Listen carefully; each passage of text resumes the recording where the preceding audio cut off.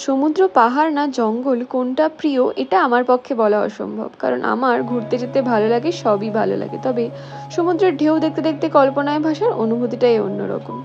সেদিন আমরা চলে এসেছিলাম সানিকে নিয়ে সমুদ্রে, এসে সবাই মিলে বেশ হুড়োহুড়ি করা হলো। কিন্তু আমি স্নান করিনি, ওরা স্নান করছিল। আমি কিছুক্ষণ থেকে আবার রিসর্টের ভেতরে চলে এসেছিলাম, কারণ রুদ্রনীল ছিল সুইমিং পুলে, তো ওর সাথে আমিও নেমে গেলাম।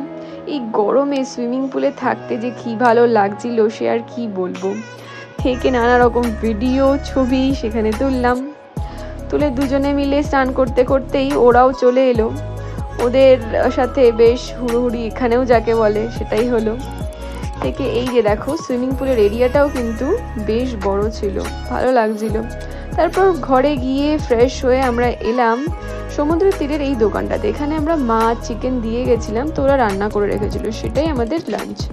তারপর কিছুক্ষণ ঘুমিয়ে চলে এসেছিলাম সানিদের রুমে। সবাই মিলে তারপর বেরোনো হলো একটা প্রোগ্রাম দেখতে। রিসর্ট থেকে অর্গানাইজ করেছিল একটা গানের অনুষ্ঠান, একেবারে সমুদ্রের তীরে খোলা স্টেজে যেটা হচ্ছিল। এই যে এটা এক অন্যরকম যেন পরিবেশের সৃষ্টি হয়েছিল। দেখো হাওয়া হচ্ছে, তার মধ্যে গান, হিন্দি বাংলা মিশিয়ে ভালো লাগছিল। তারপরেই ডিনার করে আবারও সমুদ্রে চলে এলাম। সকালেই যে ফিরে যাবার পালা।